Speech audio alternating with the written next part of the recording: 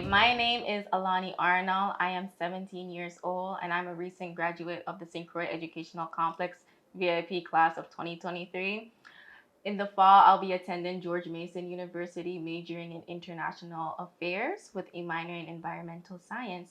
And today I am excited to interview one of my teachers, my favorite teachers, Miss Carter, to learn more about the 175th Emancipation celebration. So, less about me, but more about you. What?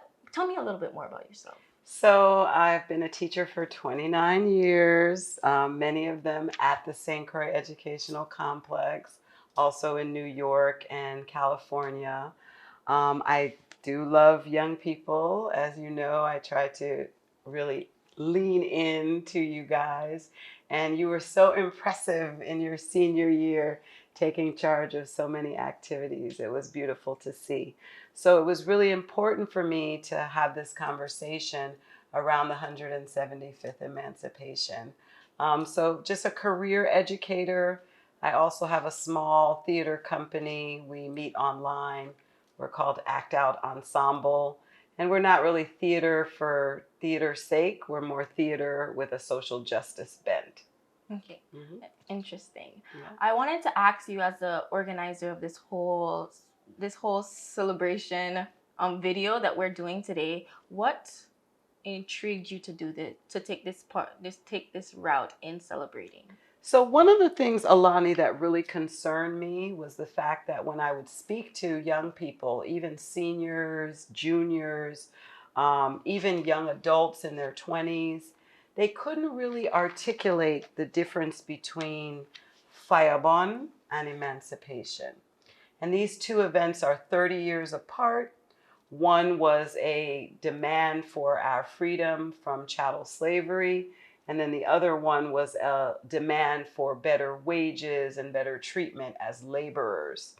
So I really wanted to start looking at what people knew about emancipation, but not just in terms of the past. I'm really concerned about what people think about emancipation right now in 2023, and what are ways in which we as people from the African diaspora or even our allies, what are the ways in which we need to think about freedom today?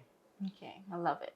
Mm-hmm. As a student who's attended public school, I've seen the imbalance in teaching with history courses. As someone who aspires to learn more about history worldwide, I've seen a sense of less of a pride in Virgin Islands history. So what do you think that the Virgin Islands education system need to teach more about history and Caribbeans to students?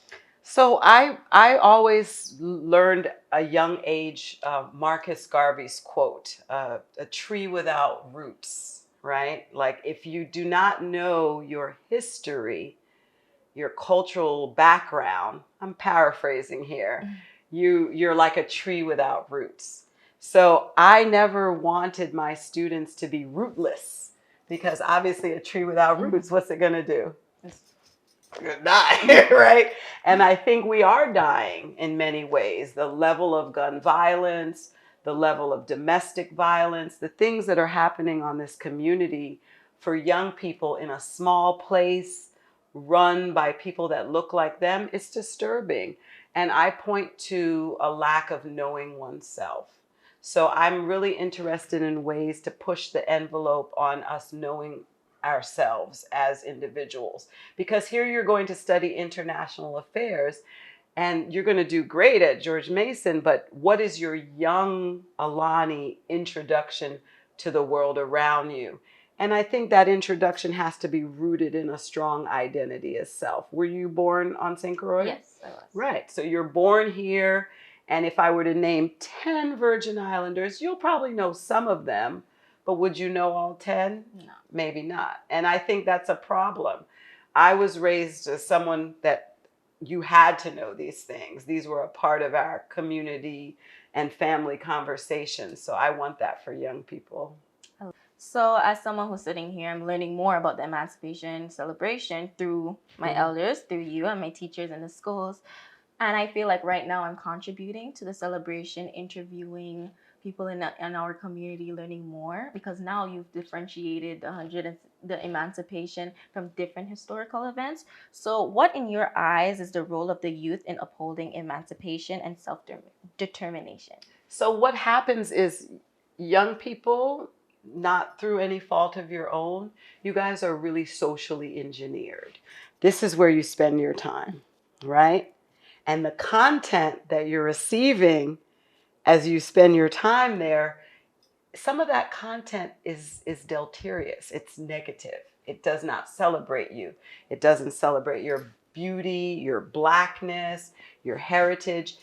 Some of that content could in a sense make you feel inferior, make you feel like you're not as beautiful and valuable as you are. So the role of young people is to try to, support and uphold one another to learn this information, because you guys are walking around with these $1,000 tools in your backpack, in your back pocket. But is anybody showing you how to use those tools for your betterment and for the development of your skills, your community, or are they just vacant, entertaining? So I would love to see, like, there was a young man in our school, Micah. So he's a famous TikToker, right? He's making all these inroads with TikTok. I said to him, imagine if your content was more substantive. Yes, your content is funny, interesting, entertaining, but you have a voice and a vehicle with which you could then help young people such as yourself know more. And I think knowing more is valuable. Gives you that pride. I love that, because there are aspiring content creators I know that just graduated in the class of 2023. Franco Lopez, he's the organizer of Healing the Youth, and I feel like I love him. Do you know him? I know. Gotta meet him. But that's the kind of thing. What Frank is his name? Franco. Franco I've Lopez. seen a few things. He was a Central student. Yes, he was. I'm looking for him. I want to find him because he's got the exact agenda. Like, how do we heal? Waiting for some mythical figure on a horse to ride in and save the Virgin Islands? No, the saving comes from right here, right now. From you, like the Alani Arnolds, I look at you guys and you're powerful. You have a voice, you're clear thinking, you're engaging, you know how to do research. So you are what I'm looking for when I get any older than I already am to be a part of leadership in this community. Thank you for this opportunity to sit here and learn more about Virgin Island history and how it connects to modern times, and to learn more about the Emancipation Celebration, the 175th. No, it was my pleasure. I always admired you as a student. You remind me of my 12th grade self. And I think you're going to do wonderful. And all the best to you at college. And keep learning your history, not only the history of the Caribbean, but the history of African Americans, especially with your degree in international relations. Thank you so much.